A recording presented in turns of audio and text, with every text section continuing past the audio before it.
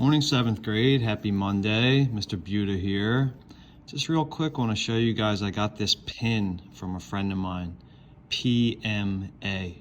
You can text me or message me if you think you know what PMA stands for. It's really important.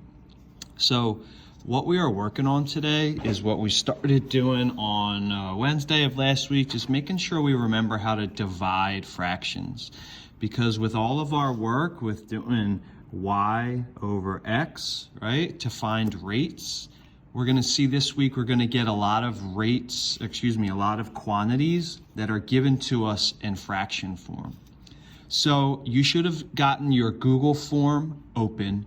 This is number 1 on the Google form, but you should make sure that you are copying down the problems from the Google form onto different pieces of paper like I did here.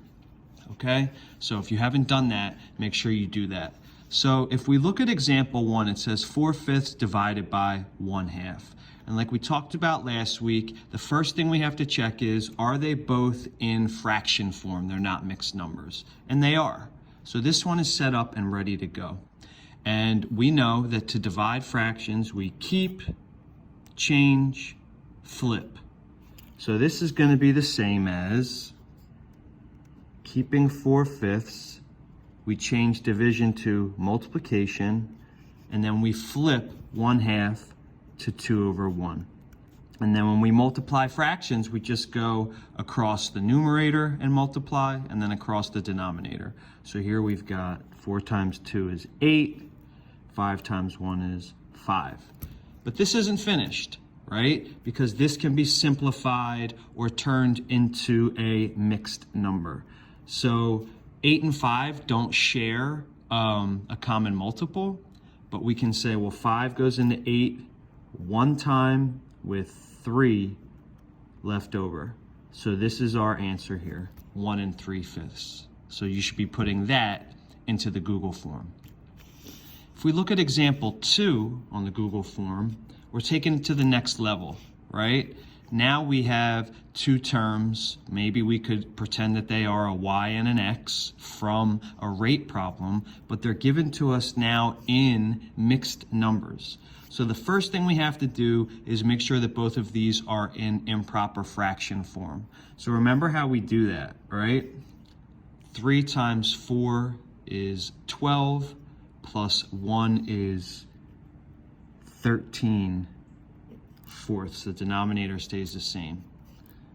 Divided by 1 times 5 is 5, plus 1 gives us 6. So now this problem's ready to go. We can keep, change, flip.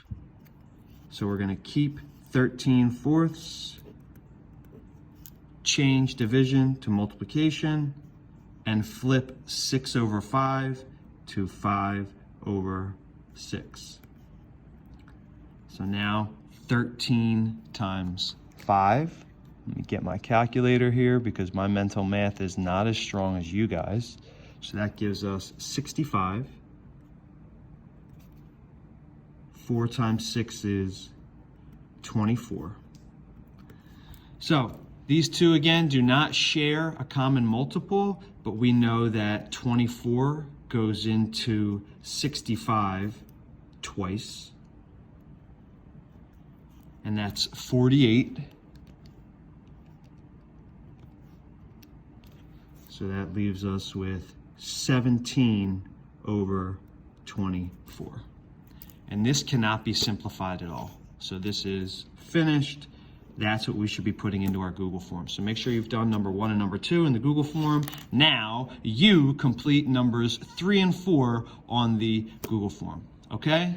Good luck. And in video number 2, we'll go over problem 5. So just do 3 and 4, finish that, and then come back and watch a second video.